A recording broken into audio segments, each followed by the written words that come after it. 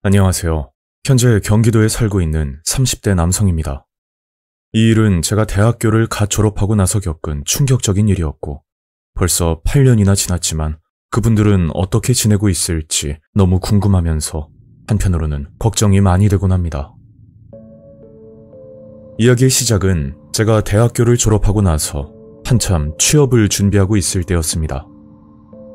그 당시 군대를 전역하자마자 학교 복학을 했었고, 나름대로 성적도 괜찮은 편이었지만 제가 바라던 기준치가 높았던 탓인지 마음처럼 취업이 쉽지 않았었죠. 그렇게 1년간 시간을 낭비하고 나니 계속 이렇게 살면 안 되겠다는 생각이 문득 들더라고요. 그래서 경력이라도 쌓아보자는 생각으로 경기도 평택에 위치하는 소규모 회사에 취업을 하게 되었습니다. 이 회사는 자동차 브레이크에 들어가는 부속품들을 조립하는 게 주 업무였는데 말 그대로 정말 단순 반복적인 일이라고 볼 수 있었죠. 거기다 관리자를 포함한 직원들 수가 총 20명이 안 되는 작은 규모의 회사였는데 인원이 적다 보니 가족 같은 분위기를 느낄 수 있을 거라는 생각을 하고 일을 시작하게 되었습니다. 제가 첫 출근을 했던 날은 사장님을 만나고 난 뒤 그리고 공장장님과 1:1 면담을 하게 되었는데, 지금 생각하면 정말 황당한 질문들이지만 그때는 제가 사회 초년생이었고 또 처음 그런 자리를 가졌던 거라 정상적인 사리분별을 하지 못했던 것으로 보입니다. 공장장님은 저를 처음 보자마자 2가지 질문을 하셨는데 아직도 기억이 생생하네요. 김민수 씨, 혹시 전과 기록은 없죠? 네. 지금까지 살면서 사고 친 적은 없습니다. 그럼 학교 다닐 때 싸움은 좀 했나? 네? 그게 제가 폭력은 싫어해서요. 그냥 조용하게 지냈습니다. 이런 대화들을 나눴는데 제가 그 당시 들었던 생각은 인원이 적은 소규모 회사라 직원들끼리 마찰이 없도록 하는 차원에서 물어본 거라 생각을 했었습니다. 그리고 제가 워낙 긴장을 하고 있었기 때문에 분위기 전환도 할 겸 공장장님이 농담을 하시나 보다 그냥 단순하게 판단을 내렸죠. 그렇게 면담은 끝이 났고 저는 공장장님과 함께 작업장으로 들어가 제가 맡은 업무에 대해 설명을 듣고 있었습니다. 대략 10분 정도 알려주더니 공장장님은 작업장을 나갔고 저는 혼자서 일을 하고 있었죠. 첫날이라 긴장한 상태로 일을 하고 있다가 문득 주변을 살펴봤는데 제가 서 있는 왼편에 직원 한 분이 보이더라고요. 그런데 얼굴 표정과 몸짓을 보니 정상적인 일반인은 아닌 것 같아 보였는데 단순 반복을 하는 일이니 몸이 불편하신 분들도 충분히 할 수 있는 작업이라 크게 이상하다는 느낌은 들지 않았습니다. 하지만 일을 하면 할수록 뭔가 찜찜한 기분이 들었는데 그게 마치 홀린 사람들처럼 쉬지 않고 일을 하는 모습 때문이었죠. 이 회사는 12시부터 1시까지가 점심시간이었는데 글쎄 직원들이 밥을 먹고 나서 쉬지도 않고 다시 작업을 하고 있더라고요. 그걸 보고 저도 덩달아 일을 할 수밖에 없었고 그날은 유독 바빠서 그런가 보다 라고 생각을 했었습니다. 그렇게 퇴근 시간까지 쉬지 않고 일을 했고 그날 업무는 5시 정각에 끝이 났었죠. 저는 퇴근 준비를 하면서 같이 일하는 직원들과 친해지려는 마음에 먼저 다가가 인사를 드렸는데 인사를 받아주기는커녕 저와 눈도 마주치지 않더라고요. 그 당시 기분은 썩 좋지 않았지만 제가 좀 더 노력해보기로 하고 그 길로 집으로 향했습니다. 다음 날도 어제와 마찬가지로 직원들은 말 한마디도 없이 일만 하고 있었는데 제가 밥을 먹으면서 말을 걸어도 끝내 대답을 해주지 않았죠. 그리고 그날 퇴근 준비를 하면서 왜 직원들이 말을 하지 않았는지 그제야 이유를 알게 되었습니다. 그게 여기서 일하는 직원들의 대다수가 소리를 듣지 못하는 청각장애인이었던 거죠. 나중에 알고 보니 청각은 물론 신체적으로 몸이 불편하신 분들도 계셨고 아무리 단순 반복 일이지만 여기서 일을 한다는 것 자체가 정말 대단하다고 느껴졌죠. 그날부터 같이 일하는 직원분들께 음료수도 건네고 혹여나 힘을 쓰는 일이 있으면 먼저 나서서 도와드리곤 했었습니다. 그렇게 3개월 차 정도 되었을 때 직원분들도 서서히 마음을 열기 시작했고 알게 모르게 저를 많이 챙겨준다는 느낌을 받으며 일을 할 수가 있었죠. 일단 일을 시작했으니 1년은 해보자는 마음으로 열심히 출근을 했었습니다. 그리고 일을 한 지 거진 반년 정도 지났을 때 공장장님이 저를 사무실로 호출했고 저는 생각지도 못한 뜻밖의 기회를 얻게 되었죠. 그건 작업반장이란 직책을 맡아달라는 이야기였는데 지금까지는 작업반장이란 자리가 비워져 있어 공장장님이 직접 모든 업무를 처리했지만 앞으로는 제게 업무를 맡기고 싶다는 그런 말이었습니다. 그리고 반년 동안 저를 지켜본 결과 근태도 우수하고 무엇보다 직원들과 트러블 없이 잘 지내는 모습을 보고 사장님과 의논 끝에 제안을 하셨다고 말씀을 하시더라고요. 솔직히 그 말을 듣고 좀 부담스럽게 느껴졌었는데 제가 알기로 이 회사에서 10년간 근무를 하신 분도 현재 직원으로 있는 마당에 고작 6개월 근무 경력으로 작업반장을 맡는다는 건 누가 봐도 부담이 될 수밖에 없었죠. 그렇다고 이 회사에서 뼈를 묻기로 한 것도 아니고 길어봤자 1년만 하려고 들어왔는데 갑작스럽게 그런 제안을 받으니 쉽게 대답을 하지 못하겠더라고요. 뭘 그렇게 고민해? 자네도 알다시피 우리 직원들이 몸이 불편하잖아. 옆에서 직원들 잘 도와주고 지금 하는 것처럼만 하면 돼. 결국 공장장님의 제안을 받아들였고 그 덕에 급여도 조금 올랐지만 그만큼 살펴야 할 일도 많아졌습니다. 일반 직원일 때는 그날 작업만 끝나면 곧장 퇴근을 할 수 있었지만 작업반장이 되고 나니 그날 생산한 물량을 파악하고 설비 부분에 문제가 있는지도 살펴봐야 했었죠. 그리고 최종적으로 작업 보고서를 작성하고 공장장님께 보고한 뒤 퇴근을 하는 시스템이었습니다. 급여가 올라갔으니 그만큼 일을 하는 건 당연한 이치이고 업무에 대해서는 크게 불만은 없던 상황이었죠. 하지만 작업반장이 되고 며칠이 지났을 때쯤 정말 충격적인 일을 겪게 됩니다. 그날도 마찬가지로 저는 작업 보고서를 들고 결제를 받기 위해 공장장님 사무실로 향하던 중이었죠. 이 회사의 구조를 잠깐 말씀드리자면 작업장 뒤편에 작은 2층 건물이 하나 있었는데 1층에는 직원 휴게실과 그리고 옷을 갈아입는 탈의실이 있었고 2층에는 공장장님 사무실, 그 옆으로는 사장님의 사무실이 있는 구조였습니다. 저는 2층으로 올라가 공장장님 사무실 문을 열었더니 직원분 중에 박씨 아저씨라고 굉장히 일을 잘하시는 분이 계셨는데 글쎄 박씨 아저씨가 사무실 구석에서 무릎을 꿇고 앉아있더라고요. 보통 작업은 오후 5시에 종료가 되고 대부분의 직원들은 6시 전에 퇴근을 하는 게 일상이었는데 제가 공장장님 사무실로 들어갔을 때는 거진 7시가 다 되어가고 있었으니까 그 시간에 박씨 아저씨가 회사에 남아있는 게 너무 의아한 상황이었습니다. 그리고 정상적으로 대화를 나누는 게 아니라 박씨 아저씨가 무릎을 꿇고 앉아있는 것부터 비정상적이라고 느껴지더군요. 사람이 당황하면 넋이 나간다는 말이 있잖아요. 저는 그 모습을 보고 충격을 받아 표정 관리가 안 되었는데 그 순간 진짜 소름 끼쳤던 건 공장장님은 별것 아니라는 듯이 웃으면서 말을 하는 겁니다. 아니, 뭘 그리 놀래? 박씨가 하도 말을 안 들어서 훈계를 좀 하고 있었거든. 어이 박씨, 오늘은 그만 돌아가고 내일부터 지켜볼 테니까 똑바로 해. 박씨 아저씨는 소리를 못 듣는 분이라 계속 무릎을 꿇고 계셨고 저는 얼른 박씨 아저씨를 일으켜 그만 돌아가시라고 부축을 해줬죠. 문 밖을 나가면서까지 박씨 아저씨는 눈치를 살피는 모습이었는데 아니 도대체 무슨 잘못을 했다고 이렇게까지 하는지 도무지 이해를 할 수가 없었습니다.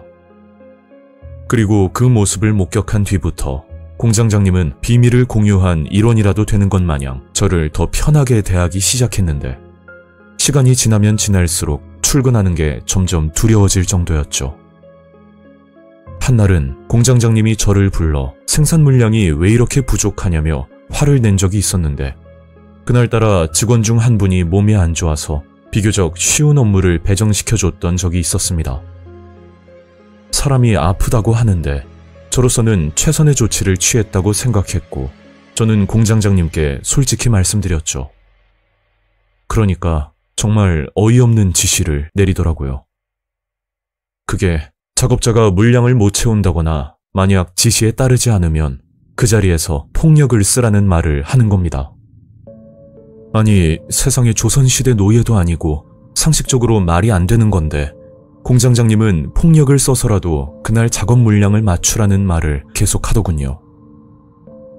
저는 그 말을 듣고 나와 도저히 이건 사람이 할 짓이 아니라고 생각했고 어떻게든 이 만행을 누군가에게 알려야겠다고 생각을 했었습니다.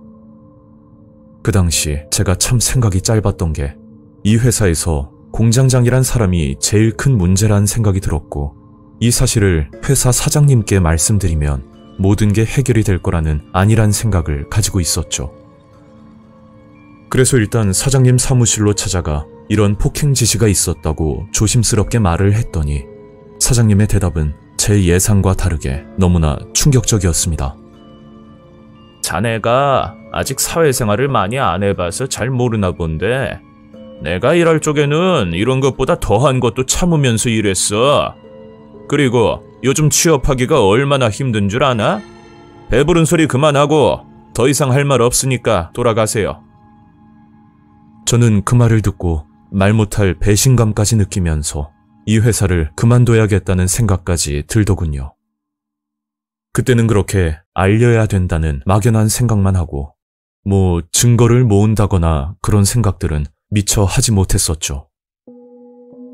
결국 아무런 증거도 없는 상태에서 저는 경찰에 신고를 했고 그 결과는 제가 일방적으로 오해를 했다는 그런 어처구니 없는 상황으로 끝이 나버렸습니다.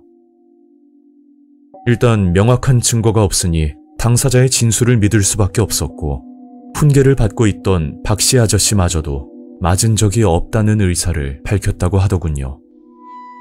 제가 생각하기에는 직원들이 폭력을 당했다고 있는 그대로 진술을 한다면 당장 직업을 잃게 될 확률이 높고 특히나 이런 분들은 다른 곳에서 취업을 하기 힘든 사람들이기 때문에 더더욱 거짓말을 할 수밖에 없다는 느낌이 강하게 들었습니다. 지금 생각하면 어린 나이에 감정을 주체하지 못하고 너무 섣부르게 모든 걸 털어놓았다는 사실이 아직까지 후회가 되네요. 그리고 8년이 지난 지금 사연을 보내면서 그 회사를 검색해보니 회사 이름도 바뀌고 대표 이름도 다르게 나오는 걸 보면 아마도 구속이 되었을 거라 생각이 드는데 또 지역 신문이나 언론에서 이런 사건이 보도된 적이 없다 보니 이 악마들이 어떻게 되었는지는 알 길이 없습니다. 그런데 만약 제가 증거를 수집해서 신고를 했더라면 과연 그분들이 행복했을까요? 본인들은 생계를 위해 일을 하고 있는데 만약 제 신고로 인해서 회사가 문을 닫게 되면 그게 그분들에게 도움을 주는 일이 맞는 건지 이런 생각이 들게 하는 요즘 현실이 참 씁쓸하기만 합니다. 현재 저는 직장 생활을 하면서 평범하게 지내고 있고 그때 같이 일했던 분들도 분명 잘 지내고 계실 거라 믿고 있습니다.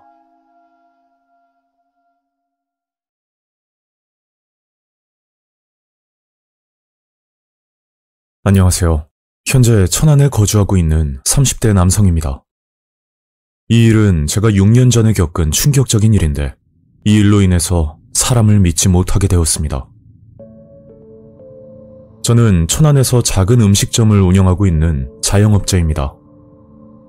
제가 가게를 오픈하고 1년 정도는 직원 없이 혼자서 일을 했었는데 점점 단골 손님도 생기다 보니 어쩔 수 없이 직원 하나를 구하게 되었습니다.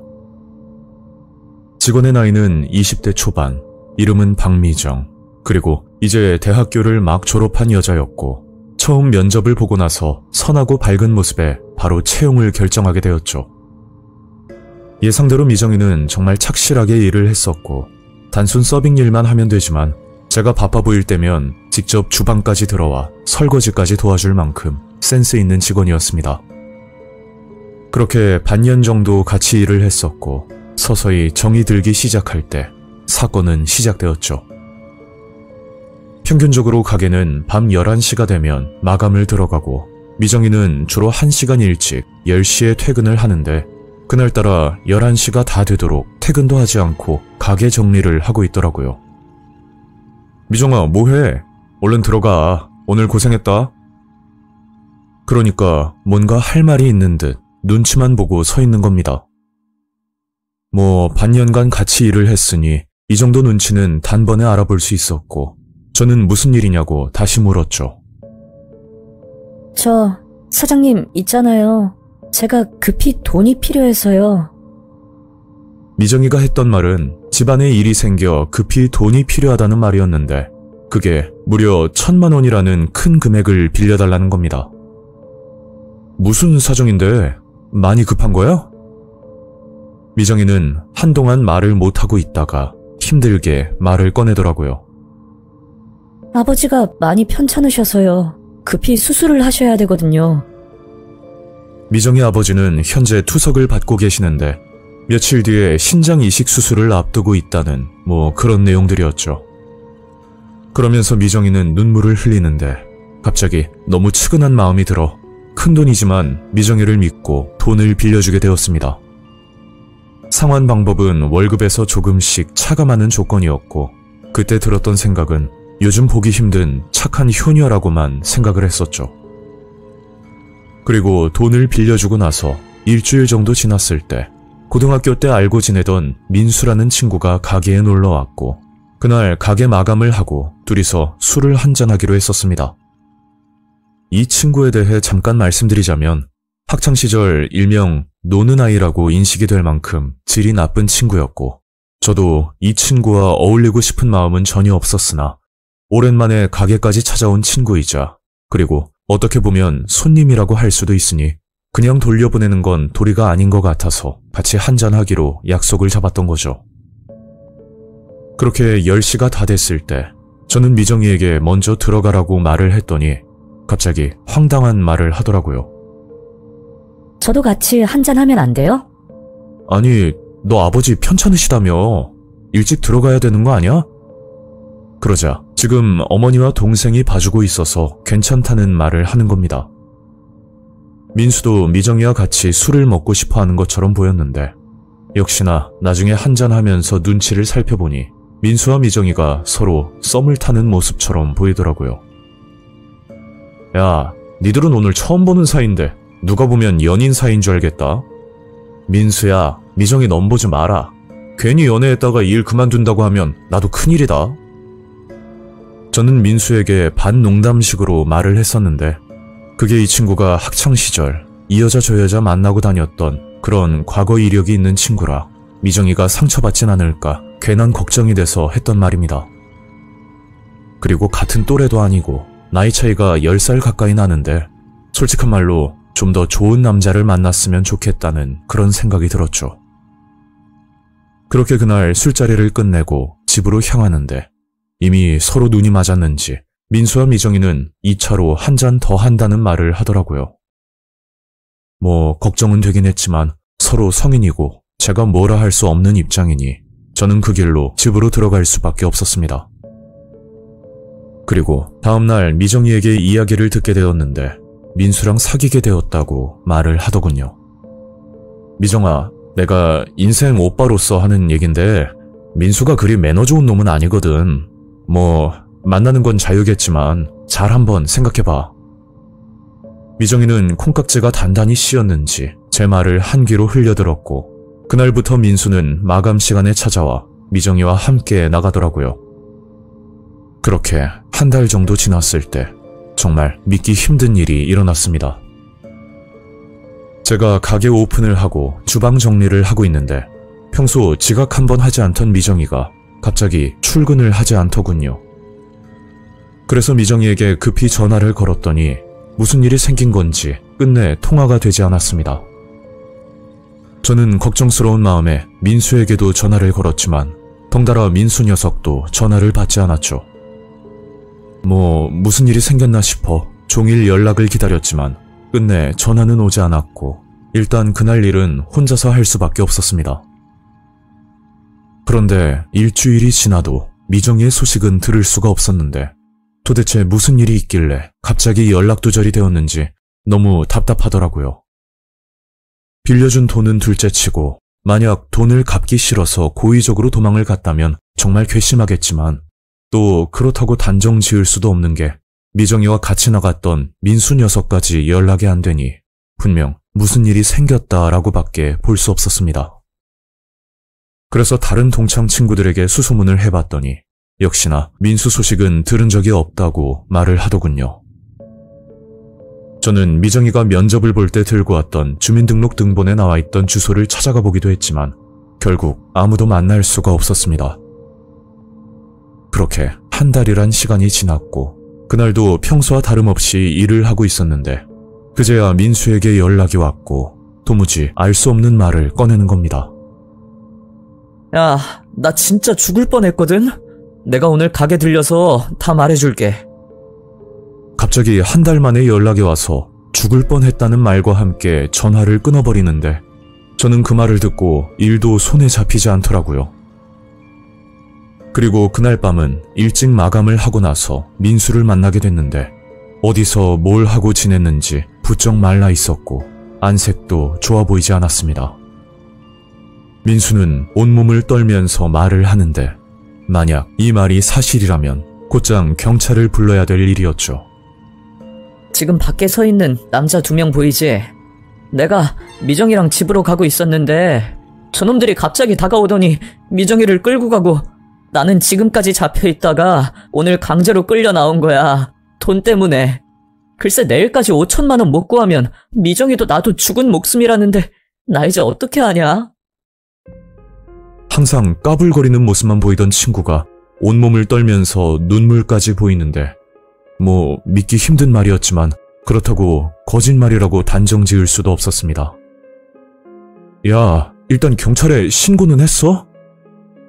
저는 민수의 말을 듣고 곧장 경찰에 신고를 하려고 하는데 그때 밖에서 감시를 하던 남자들이 가게로 무작정 들어오더니 제가 보는 앞에서 민수를 끌고 가려는 액션을 취하더라고요. 저기요, 남의 영업장에서 뭐 하시는 겁니까? 지금 경찰 부를 겁니다. 그러자 그 남자 중 하나가 허리벨트에 숨겨둔 칼을 꺼내더니 저희 집 주소와 부모님 이름까지 언급을 하는데 자신 있으면 신고하라는 말을 하는 겁니다. 막상 그런 말을 듣고 나니 자칫 잘못하면 저희 가족까지 위험에 빠질 것 같더라고요. 친구도 그렇지만 갑자기 사라진 미정이가 잘못될까봐 일단 5천만 원은 힘들고 한 2천만 원 정도는 구할 수 있으니 친구와 미정이를 풀어달라고 말을 했었습니다. 그럼 내일 밤 다시 들릴 테니 현금 준비하고 기다리세요. 그리고 친구는 그 남자들과 어디론가 사라졌는데 그날 밤 경찰에 신고를 해야 되나 수십 번 고민을 했지만 혹여나 제가 내린 판단으로 저희 부모님이 큰 화를 입으실까봐 쉽게 결정을 내리지 못하겠더라고요. 결국 다음 날 은행으로 가서 현금을 찾고 난 뒤 그 남자들을 기다리고 있었는데 앞전에 민수를 찾으려고 수소문을 했을 때 제가 개인적으로 연락을 했던 다른 동창 친구에게서 전화가 걸려왔죠. 바쁘냐? 다름이 아니고 너가 찾던 민수 말이야. 지금 어떤 여자랑 데이트하고 있는 것 같던데? 그래서 민수와 같이 있다던 여자의 인상착의를 물었더니 믿기 힘들었지만 그 여자는 미정이가 맞다는 확신이 들더라고요. 민수 말로는 납치가 되었다고 하는데 그 와중에 둘이서 데이트를 하고 있다는 게 상식적으로 말이 안 되는 상황이었고 분명 뭔가 이상하다는 느낌이 들었습니다. 그래서 그날 밤 어제 찾아왔던 남자들이 가게에 방문하기 전 저는 경찰에 신고를 했었고 결국 그 남자들은 특수협박 혐의로 경찰 조사를 받게 되었는데 알고 보니 그 남자들은 민수의 외삼촌이라고 하더군요. 그리고 더욱 충격적인 건 미정이의 소식이었는데 미정이는 사기 전과가 수차례 있는 범죄자였고 의도적으로 민수에게 접근한 뒤 모든 범죄를 계획하고 지시를 내렸다는 겁니다. 만약 제가 돈을 줬다면 그 다음 계획은 저희 부모님을 협박해서 가게까지 뺏으려고 했다는 말까지 듣게 됐죠. 미정이는 혼자 사는 남자만 노리는 전문 사기꾼인데 면접 때 들고 왔던 주민등록 등본도 모든 게 위조된 거라고 밝혀졌습니다. 그 일을 겪고 나서 사람에 대한 믿음이라는 게 사라져버렸는데 남을 탓하기보다 쉽게 사람을 믿어버린 제 잘못이 제일 크다고 생각됩니다. 얼굴도 모르는 남보다 아는 사람이 더 무섭다고 그 말은 여기에 쓰이는 것 같고 민수란 놈은 미정이에게 어떻게 꼬임을 당했는지는 모르겠지만 외삼촌들까지 불러내 그런 상황극까지 했던 걸 보면 정말 제정신이 아닌 것처럼 보입니다. 만약 그날 동창 친구의 전화가 아니었더라면 더욱 무서운 일을 당했을 수도 있을 거라 생각하니 사연을 보내면서도 아찔하기만 합니다.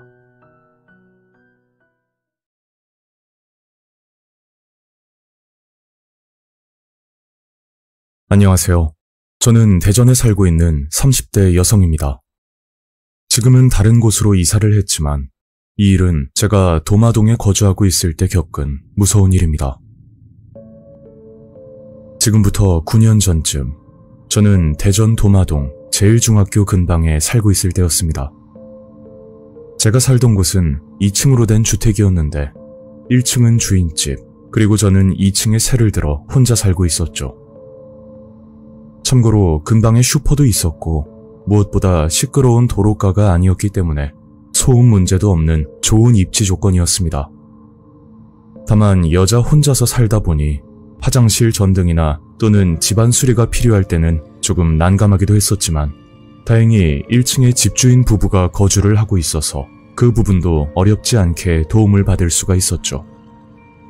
그렇게 1년 동안 아무 문제 없이 평범한 생활을 보내고 있었는데 그날 새벽 정말 소름 끼치는 일을 겪게 됩니다. 사건이 있던 그날은 평소보다 일찍 퇴근하고 나서 맥주를 한잔 하다가 일찍 잠이 들었는데 갑자기 울리는 전화기 소리 때문에 잠을 깨게 되었죠. 오래전 일이라 정확하진 않지만 아마 새벽 2시에서 3시 정도 됐을 겁니다. 그렇게 저는 잠결에 전화를 받았고 목소리만 들었을 때는 느낌상 70대에서 80대 정도로 되어 보이는 할아버지 목소리였는데 무슨 일이 있는 것처럼 힘들게 말을 하더라고요. 여보세요? 차 주인 되시죠? 제가 실수로 차를 긁어버렸는데 잠깐만 나와주실 수 있나요? 그 말을 듣고 서둘러 옷을 입고 집을 나왔는데 2층 계단에서 아래를 내려다보니 남자 3명이 제 차 주변에 모여 있다가 갑자기 2명의 남자는 뒷자리에 다시 올라타고 아까 저와 통화를 했던 할아버지만 서 있던 상황이었습니다. 물론 그때는 그 3명이 같은 일행이라는 생각뿐 그 외에 다른 생각은 전혀 하지 않았었죠. 저는 1층으로 내려와 주택 대문을 열었더니 제가 차 주인이라고 눈치를 챈 건지 서둘러 다가와 말을 걸더군요. 아이고, 젊은 아가씨가 차 주인이었네. 늦은 시간에 미안해요. 내가 운전이 서툴러서. 아, 네.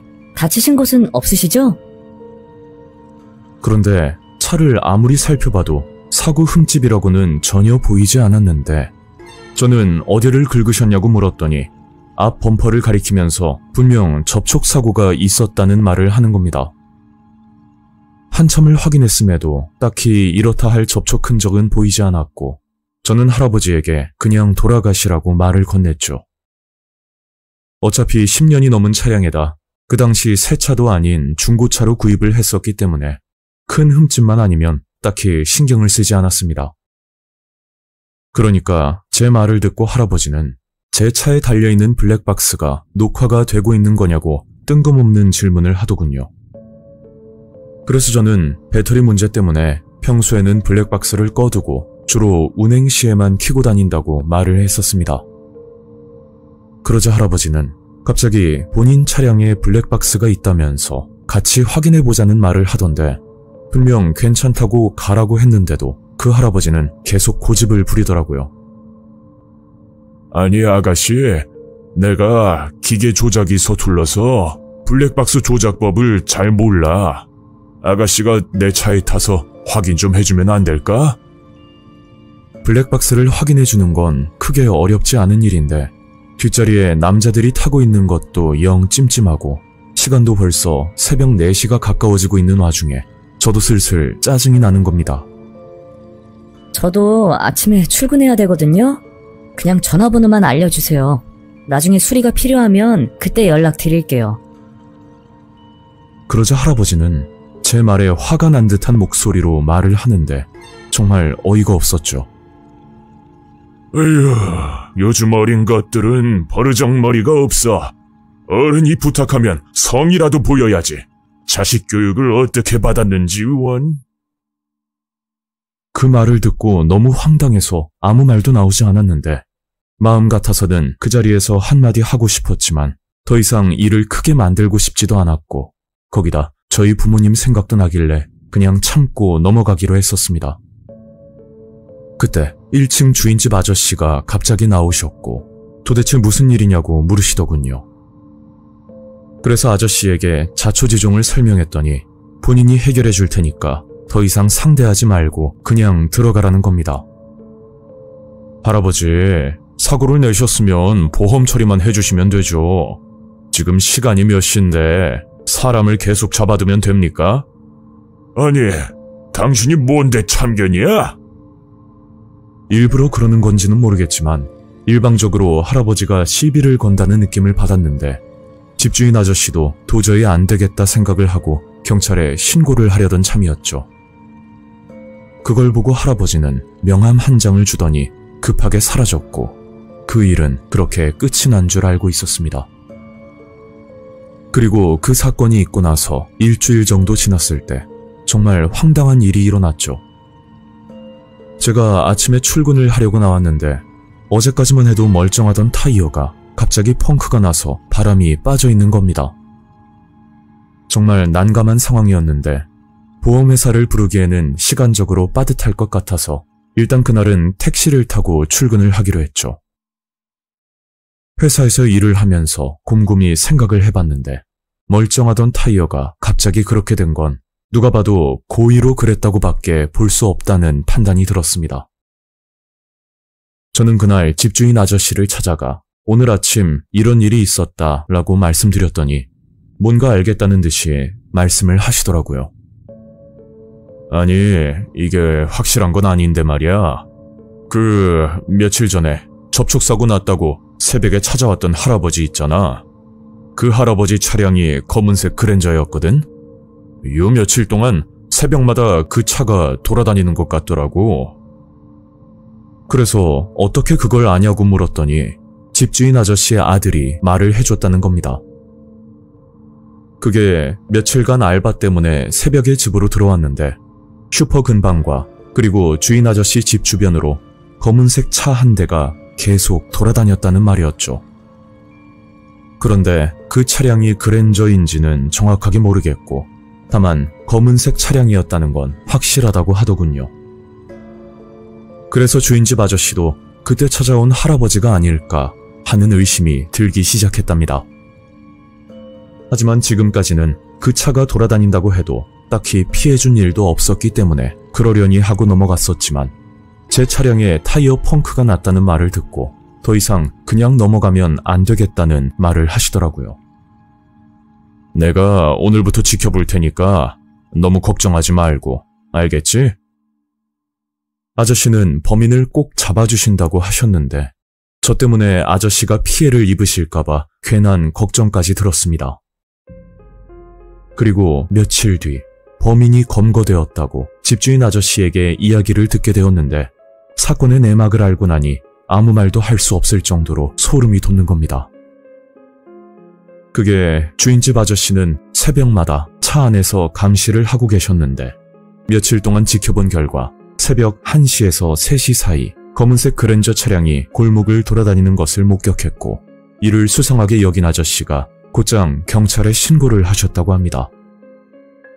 그런데 정말 충격적인 사실은 그 차량 안에 남자 3명과 함께 어떤 젊은 여자 하나가 타고 있었다고 하는데 같은 일행은 아니고 그 여자는 강제로 납치를 당해 끌려가는 중이었다고 하더군요.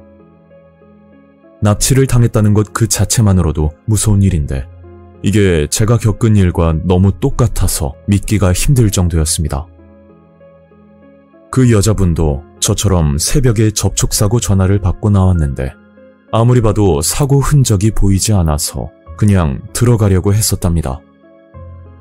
그러니까 갑자기 할아버지가 욕을 하며 적반하장으로 나오길래 여자분이 화가 나서 블랙박스를 보고 신고하려는 마음에 할아버지 차에 올라탔다고 하더라고요. 그런데 차량 뒷자리에는 젊은 남성들이 타고 있었고 그 여자분은 아무런 저항도 할 수가 없었다고 합니다. 여기서 저와 다른 점이 하나 있었는데 저 같은 경우에는 2층 계단에서 내려올 때 남자 2명이 뒷자리에 타는 모습을 미리 보고 내려왔던 거고 그 여자분은 아무것도 모르고 그냥 차에 올라탄 거라고 합니다. 그리고 그놈들이 타이어 펑크까지 낸 범인들이었는데 그 이유가 범행 계획에 실패한 차량들을 구분하기 위한 일종의 표식 같은 거라 볼 수 있었고 그보다 더 무서웠던 건 자동차 휠에 나 있던 조그만 자국이었죠.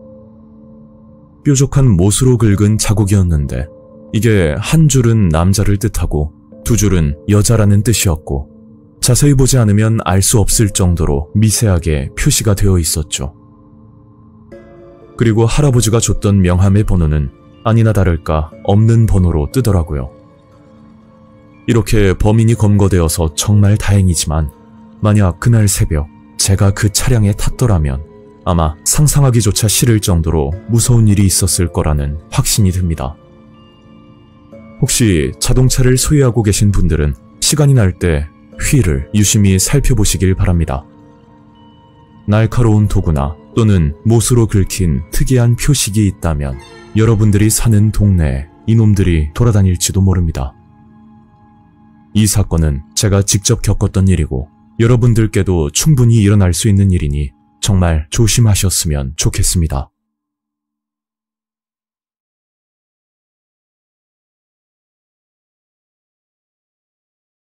안녕하세요. 현재 광주에 살고 있는 50대 남성입니다. 보통 이 나이쯤이면 노후 대비하랴 많이 바쁘고 고된 시기이지만 저는 교리에 따라 살고 있는 스님입니다. 그래서일까요? 저는 사람들의 부적절한 선택을 좀 더 나은 선택으로 바꿔주게 되면 그것으로 굉장히 뿌듯함을 가지고 제 소명에 보람을 느낍니다. 그런데 그동안 스님으로 있으면서 가장 무서웠던 일을 꼽으라면 제가 스님이 된 지 얼마 되지 않았던 그때로 거슬러 올라갑니다.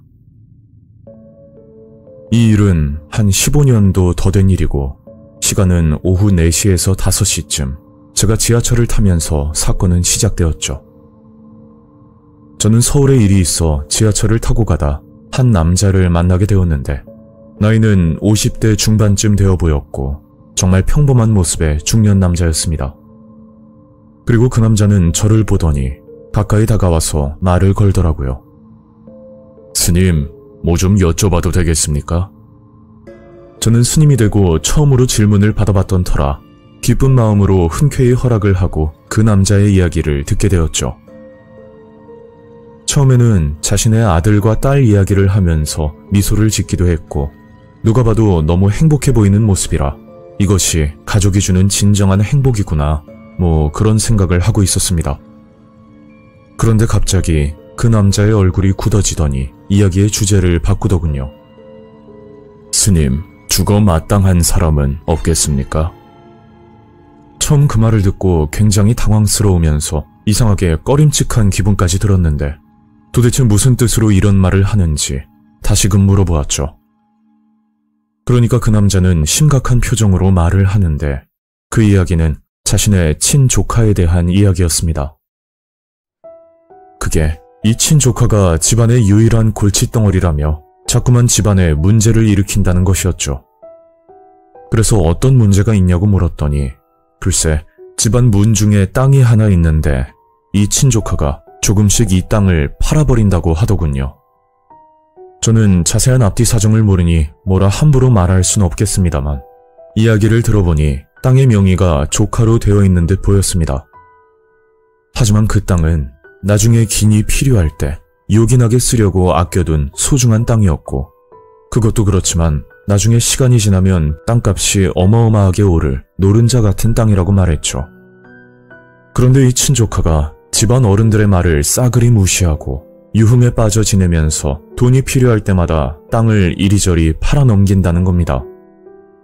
좋게 좋게 타일러도 보고 화를 내면서 언성을 높여도 봤지만 전혀 나아질 기미가 보이지 않는다고 말했죠.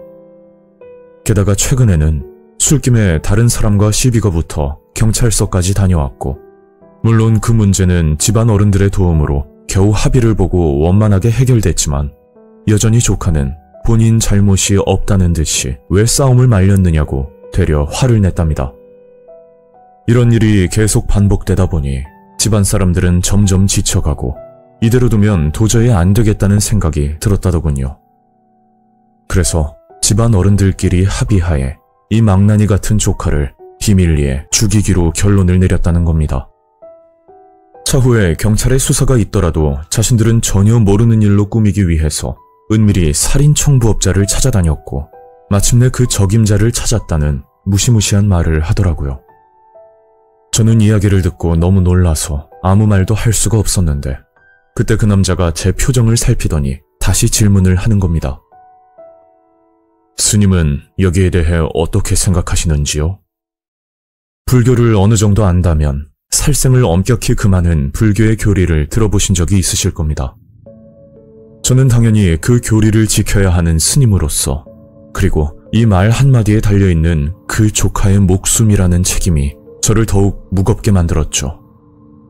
그 당시 어떻게 해서든 말을 이어나가려 애를 썼지만 이 상황이 너무 어이가 없고 기가 막혀 어떤 말도 할 수가 없었습니다.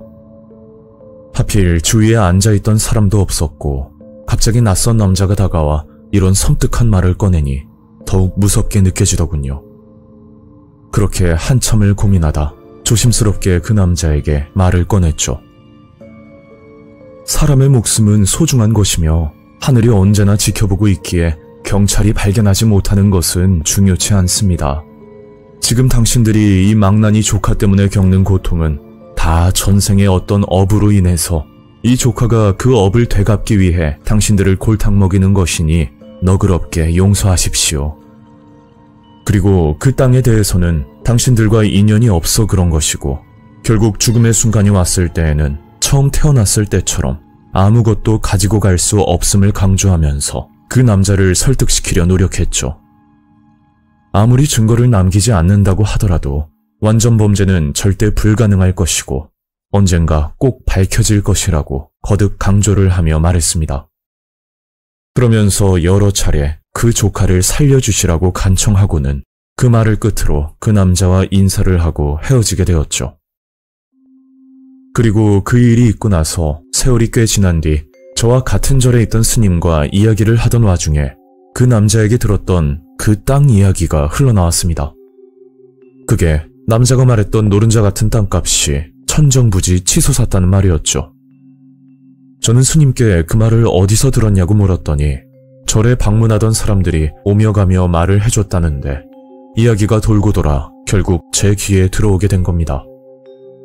그 땅 이야기를 듣자마자 그 조카가 생각이 났고 저는 식은 땀까지 날 만큼 긴장할 수밖에 없었죠. 왜냐하면 그 땅값이 올랐다는 이유로 그 조카가 위험에 빠지지 않았을까 그런 두려운 마음에 어떤 일에도 집중할 수가 없었고 잠도 편히 이룰 수 없었습니다. 그러던 어느 날 제가 서울에 볼 일이 있어서 지하철을 탈 일이 많아졌었는데 그날 제가 탑승하고 바로 다음 역에서 그 남자를 마주치게 되었습니다. 그 당시는 이런 우연이 있나 싶어 정말 깜짝 놀랐고 꽤 세월이 흘렀지만 저는 단번에 그 남자를 알아볼 수가 있었죠. 조카를 살해야 한다는 그런 충격적인 이야기를 건네던 남자였는데 그 일을 기억을 못하면 그게 더 이상하니까요. 그 남자도 저를 기억하는지 먼저 다가와 인사를 하더라고요. 스님, 그간 잘 지내셨습니까? 저는 다른 무엇보다 그 조카의 소식이 너무 궁금했지만 혹여나 조카가 잘못되었다는 소식을 들을 용기가 없어 차마 말을 꺼내지 못하던 상황이었습니다. 그렇게 서로 안부를 묻다 결국 그 남자가 땅에 대해서 말을 꺼내더라고요. 일전에 말씀드렸던 그 땅은 너무 아쉽게 되었습니다. 그게 하마터면 빚더미에 나앉게 될 뻔했거든요. 그게 무슨 말이십니까? 아, 조카 녀석이 팔아넘긴 그 땅 차라리 잘 되었다는 말입니다. 그 남자의 말을 들어보니 조카가 팔아넘긴 그 땅의 땅값이 한도 끝도 없이 떨어지는 바람에 잘못했다가는 빚더미에 앉게 될 뻔했다는 이야기였습니다. 그 소식을 듣고 저는 내내 마음에 걸렸던 돌덩이를 내려놓는 것 같은 홀가분한 기분이 들었죠. 게다가 그 남자가 했던 말 중에 조카가 집안에 아주 훌륭한 아내를 데리고 왔었다고 말을 했었는데, 이를 듣고 저는 그 조카가 무사할 것이라고 지레짐작을 했었습니다. 하지만 그 남자의 조카가 무사한지는 명확히 알 길이 없었는데, 그게 조카의 아내 소식을 굉장히 오래전 일처럼 말을 했었기 때문이었죠. 물론 그 남자와 꽤 세월이 지난 뒤 만난 건 사실이지만 마치 이미 과거에 사라져버린 사람처럼 말을 하는 게 느껴졌고, 그 이야기를 끝으로 그 남자는 더 이상 조카에 대한 어떠한 말도 꺼내지 않았습니다. 저는 그때 남자의 표정을 아직도 기억하는데, 뭔가 모든 게 해결이 된 듯 후련한 표정을 짓고 있었고, 어떻게 보면 그 의미가 뭘 뜻하는지 알 수가 없으니 더욱 무섭게만 느껴지더라고요. 그렇게 제가 지하철에서 내릴 때까지 알 수 없는 정적만 흘렀고, 그때 말할 수 없는 공포감은 아직도 잊지 못할 것 같네요. 그 당시 그 조카를 죽이기 위해 찾았다던 그 살인 청부업자는 어느 나라 사람인지조차 캐묻지 못했다는 게 너무 안타깝고, 그 뒤로 그 남자는 두 번 다시 만날 수가 없었습니다. 저는 아직까지 그 조카가 별 탈 없이 무사히 잘 지내고 있을 거라 믿어 의심치 않습니다.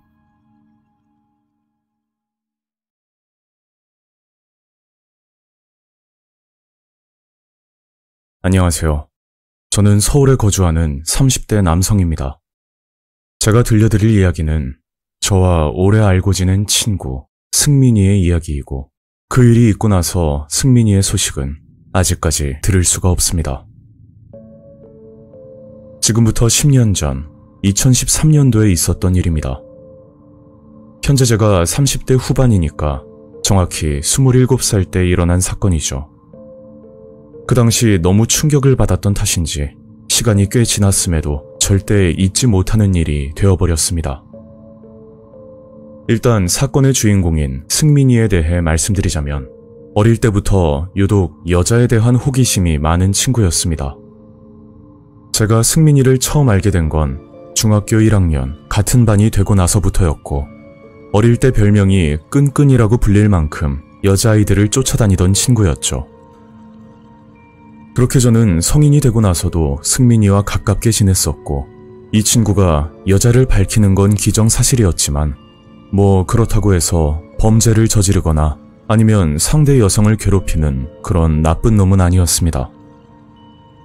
일방적으로 친구 편을 드는 게 아니라, 그게 승민이가 20살이 되고 나서 제가 아는 지인과 1년간 연애를 한 적이 있었는데, 그 지인에게 들은 이야기로는 지나치게 잘해줘서 오히려 힘들었다고 말을 하더라고요. 그리고 승민이를 알고 있던 주변 여자들은 하나같이 비슷한 말을 했었는데, 사람 자체는 너무 착하고 좋은데 연애 상대로는 부담이 된다는 말을 주로 하곤 했죠. 결론적으로 심성이 나쁜 친구는 아니었는데, 어떻게 보면 이성에 대해서 남들보다 집착이 강하다라고 볼 수 있었습니다. 그렇게 승민이는 군 입대를 하게 되었고, 아마 그 시점부터 서로 각자 바쁘게 살다 보니 예전처럼 자주 만나지는 못하고 가끔 안부만 물으면서 지내고 있었죠. 그러다 사건이 있던 그날은 오랜만에 승민이와 강남역 근처 호프집에서 술을 한잔하기로 약속을 했던 날이었습니다. 승민아, 이게 얼마만이야? 잘 지냈지? 그렇게 승민이를 만나 이런저런 이야기를 나누고 있었는데, 그때 어떤 미모의 여성분이 다가와 승민이 옆자리에 앉는 겁니다. 친구야, 말 못해서 미안. 여기는 내 여자친구 수연이. 인사해. 알고 보니 승민이는 여자친구를 보여줄 목적으로 약속을 잡았던 거고, 늘 한결같은 승민이의 모습에 뭐 놀라울 것도 없더군요. 그렇게 간단히 한잔하고 나서 저는 커플 사이에 있기가 눈치가 보여 일이 있다는 핑계를 대고 집으로 향했습니다. 그때 시간은 밤 9시 정도였고, 제가 집에 도착했을 때는 10시가 가까워질 무렵이었죠. 저는 승민이에게 잘 도착했다는 문자를 보내고 나서 일찍 잠이 들었는데 다음날 오전 7시쯤 승민이에게 전화가 걸려오더라고요. 그래서 잠결에 전화를 받았더니 자꾸만 이상한 말을 하는 겁니다. 친구야, 나 진짜 큰일 났다. 어쩌냐? 저는 무슨 일이냐고 물었지만 승민이는 끝내 대답을 하지 않았고 그냥 전화를 끊어버리더군요. 그 후로 승민이의 전화기는 계속 꺼져 있었고 며칠이 지난 뒤 다시 전화를 걸었더니 글쎄 승민이가 아닌 승민이의 어머니가 전화를 받으시는 겁니다. 어머니, 안녕하세요. 저 승민이 친구인데요. 승민이가 연락이 안 돼서요. 혹시 무슨 일 있나요? 에휴, 지금 승민이가 많이 다쳐서 수술하고 입원 중이야. 저는 그 말을 듣고 깜짝 놀라 승민이가 입원한 병실을 찾아갔더니 다행히 수술은 잘 끝났고 현재는 회복 중이라고 말을 하더군요.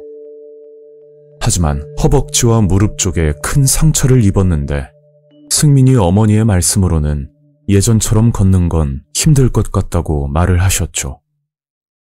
자고 있는 승민이를 보니 불과 며칠 전만 해도 멀쩡하던 친구에게 이런 불상사가 생겼다는 사실이 굉장히 당혹스럽고 안타까웠습니다. 어머니, 어쩌다가 이렇게 된 거예요?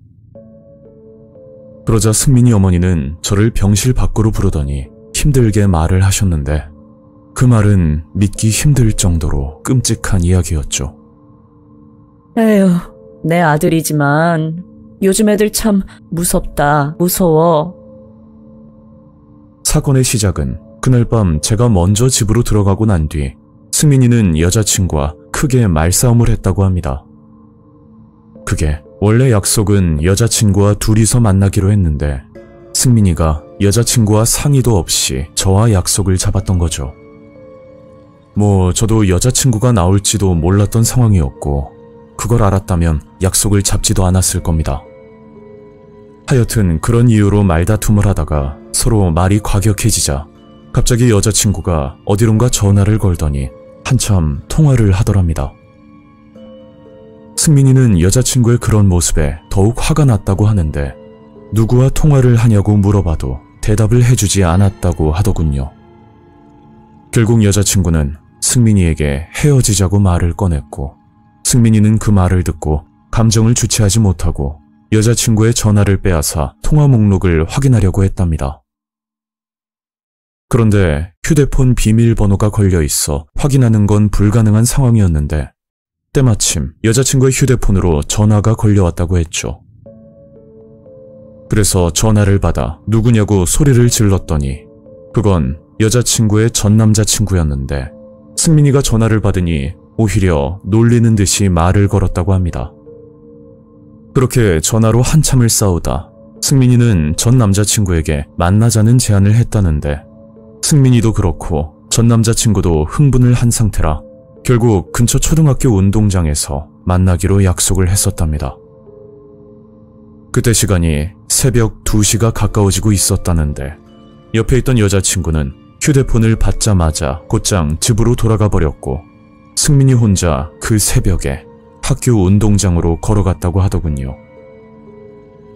그런데 한참을 기다려도 전 남자친구는 나타나지 않았고 그만하면 포기하고 집에 들어갈 만하지만 승민이는 무슨 고집인지 끝까지 운동장에서 기다렸다고 합니다.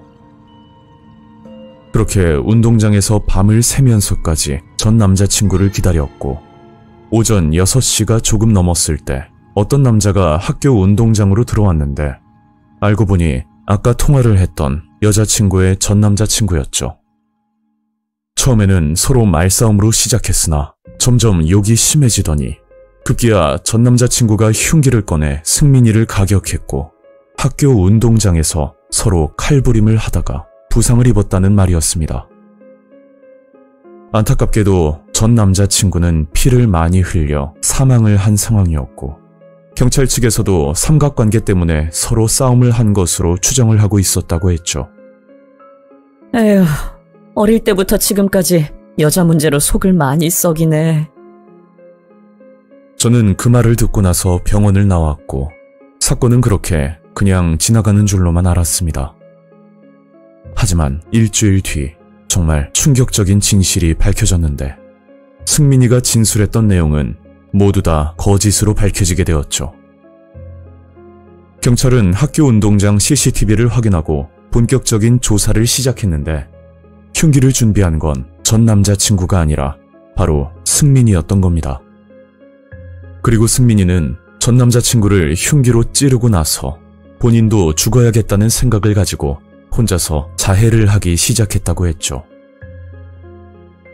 내 여자친구가 전 남자친구와 연락을 하면 당연히 화가 날 수는 있지만 그렇다고 해서 사람을 흉기로 찌른다는 건 상상할 수도 없는 일이잖아요.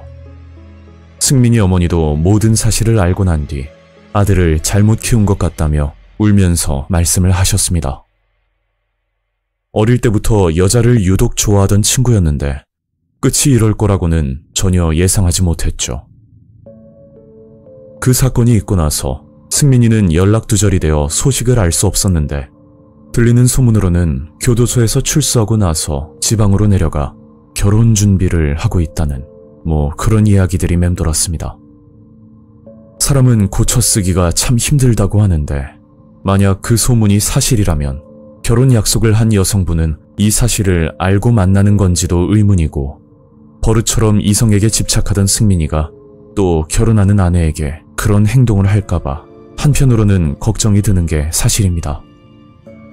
이 사건은 뉴스에도 나왔던 내용이고 이 일은 제가 지금까지 살면서 가장 충격적이고 무서운 일이었습니다.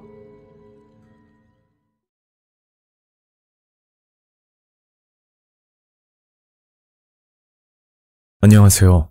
저는 부산에 거주하는 30대 여성입니다. 벌써 3번째 사연을 보내게 되었는데 이번 사연은 제 가슴 안에만 담아두었던 어디에도 말하지 못할 이야기를 제보하려고 하는데요. 제가 어린 시절 소중한 친구를 먼저 떠나보내고 한참을 외로워할 때 사회생활을 하면서 정말 가깝게 지냈지만 지금은 이름조차 말하기 힘든 그런 언니가 하나 있었죠. 그 언니의 이름은 진희였고 지금부터 진희 언니 이야기를 해보려고 합니다. 이 이야기는 제가 20대 중반, 꽤 오래된 사건이고 부산 연산동에서 일할 때의 일입니다. 연산동에는 연산 8차로라는 큰 교차로가 있었고 그 근방에서 겪었던 일이죠. 사실 연산동이 첫 직장은 아니었고 저는 첫 직장을 고등학교와 연계된 대기업 생산직으로 취업을 했습니다.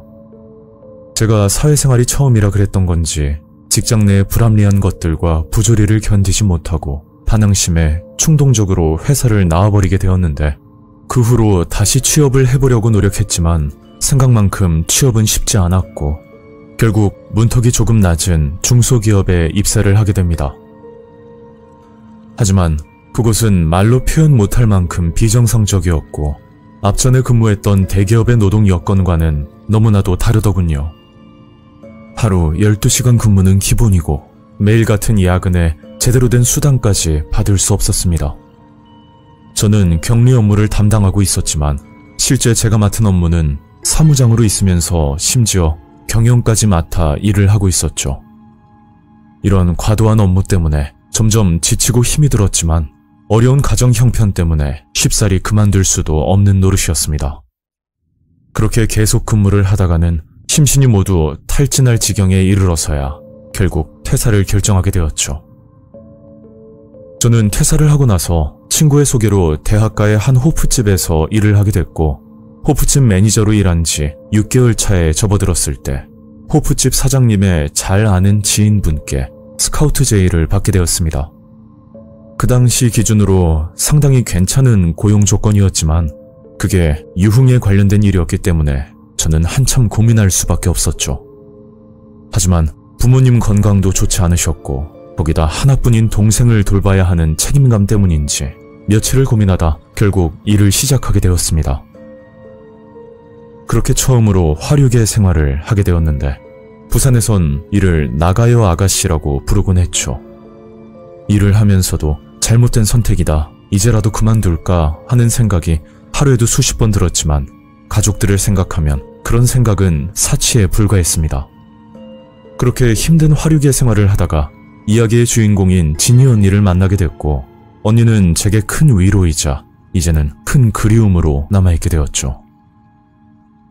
일단 진희 언니에 대해 말씀드리자면, 언니는 누가 봐도 예쁜 얼굴이었지만 그보다 더 예뻤던 것은 언니의 마음씨였습니다.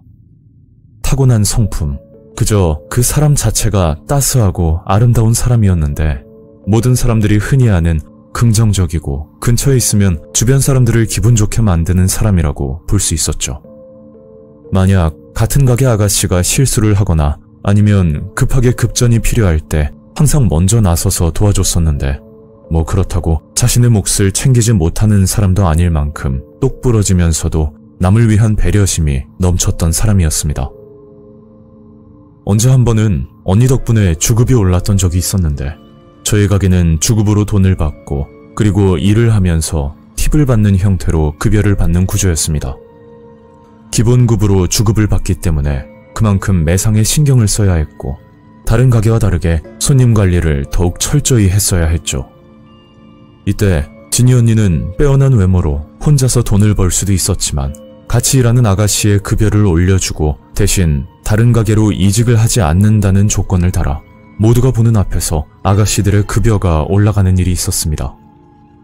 이 또한 진희 언니가 가게에서 에이스였기 때문에 가능한 일이었는데, 보통 돈만 밝히는 화력의 안에서 이런 일은 있을 수가 없는 일이라고 봐야 했고, 진희 언니란 사람에 대해서 다시 한번 생각을 하게 되는 계기가 되어버렸죠. 그리고 사건의 시작은 언니와 룸메이트를 하면서부터 시작되었습니다. 언니와 월세를 반반씩 내면서 지냈지만 큰 돈이 들어가는 보증금을 언니가 냈기 때문에 저는 청소와 설거지를 도맡아 하려는 생각을 가지고 있었죠. 그러나 언니는 워낙 배려심 넘치는 성격이라 집안일도 같이 도와주며 지냈고, 게다가 가족 누구도 챙겨주지 않았던 제 생일상까지 차려주었습니다. 정말 힘든 생활이었지만 언니 덕분에 버틸 수 있었고, 저는 그런 언니를 친언니처럼 따르면서 지냈었죠. 그러던 어느 날 갑자기 언니가 가게를 그만두었다는 소식을 듣고 저는 깜짝 놀라 언니에게 무슨 일이냐고 물었습니다. 그러니까 잠깐만 쉬었다가 다시 일을 한다는 말뿐 별다른 대답은 듣지 못했고, 아마도 그 시점부터 언니는 달라지기 시작했던 것 같습니다. 언니는 방에서 뭘 하는지 모르겠는데 대부분의 시간을 방에서 혼자 보냈고, 가끔가다 말을 걸어도 대답은커녕 일방적으로 저를 피한다는 느낌을 받았었죠. 같은 집에서 살았지만 언니의 얼굴을 보기 힘든 날이 많아졌고, 저는 갑자기 변해버린 언니 때문에 걱정을 하면서도 한편으로는 제가 언니에게 뭘 잘못했나 싶어 한참을 생각해봤지만 도저히 알 길이 없었습니다. 그렇게 혼자만의 오해를 하고 지내고 있었는데, 몇 달 뒤 조용하던 언니의 방에서 전화 통화 소리가 들렸고, 정확한 건 모르겠지만 언니가 곤란한 상황에 처한 것 같다는 느낌이 들었죠. 어떻게 보면 저의 추측이지만 전화를 받는 언니의 목소리가 평소와 다르게 굉장히 떨리는 목소리였는데, 분명 언니에게 안 좋은 일이 생겼다는 생각이 강하게 들었습니다. 그 전화를 시점으로 거진 방에서만 지내던 언니는 간간히 외출을 하기 시작했고, 그 모습을 보고 언니의 마음이 조금 풀렸나 싶어 한편으로는 다행이라 생각했죠. 그러다 제가 일을 쉬고 3일 동안 본가에 다녀온 적이 있었는데, 그때의 기억은 아직도 잊을 수가 없습니다. 제가 다시 집으로 돌아왔을 때 언니는 방에서 사망을 한 채로 발견이 되었고, 언니의 모습을 보고도 믿을 수가 없었지만 결국 현실을 받아들여야만 했었죠. 이렇게 착한 언니를 왜 이렇게 빨리 데려가느냐고 무작정 원망하고 울부짖었고, 저는 조금 진정이 된 후에야 모든 전말을 마담에게 들을 수 있었는데 정말 놀랄 수밖에 없었습니다.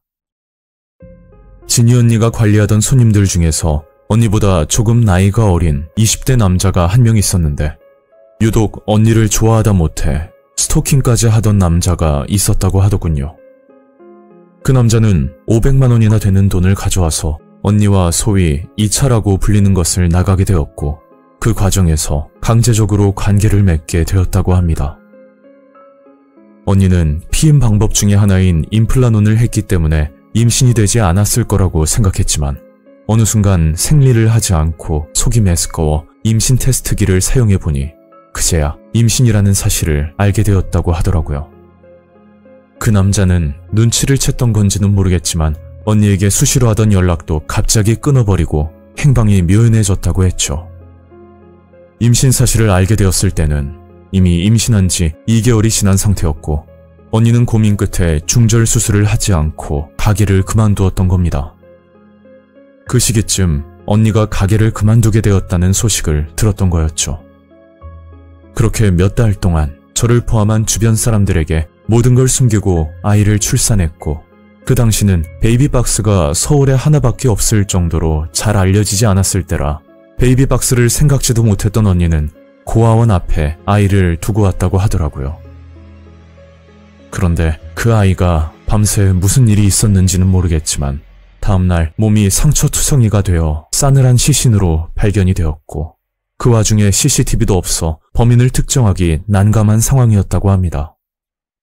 그러다 보니 범인은 잡을 수가 없었고 오히려 언니가 영아 살해죄로 몰려 경찰 조사와 재판을 받게 되었다고 했죠. 언니가 방에서 통화를 했던 사람은 담당 경찰관이었고 언니는 이런 상황을 견디지 못하고 결국 극단적인 선택을 했다는 이야기였습니다. 저는 이 소식을 듣고 정말 마음이 아팠는데 만약 제가 조금만 더 관심을 기울였더라면 언니가 임신을 했던 사실도 그리고 아이를 출산했다는 것도 충분히 알 수 있었고 무엇보다 언니가 이렇게 떠나버리지는 않았을 거라는 죄책감 때문에 너무 가슴이 아파 잠을 이룰 수가 없었죠. 저는 언니가 사망하고 나서 정신이 혼미해질 정도로 힘든 날을 보내고 있었는데 어느 날 정말 믿기 힘든 일이 일어났습니다. 제가 본가에서 들고 온 오래된 라디오가 있었는데 그 라디오가 갑자기 켜지더니 이상한 소리가 들리더군요. 음질은 좋지 않았지만 분명 안녕이라는 소리가 흘러나왔고 지금 와서 생각해보면 언니가 마지막 인사를 하고 싶었던 것 아닐까 그런 생각이 들면서 더욱 마음이 좋지 않았습니다. 저도 사연을 보내면서 진희 언니에게 꼭 하고 싶은 말이 있는데 어디에 있든 항상 건강하고 다음 생에 또 만나게 된다면 그때는 꼭 지켜주고 싶다는 말을 전하고 싶습니다. 오늘 이야기는 여기까지입니다. 구독과 좋아요 잊지 않으셨죠? 다음 영상으로 또 뵐게요. 감사합니다.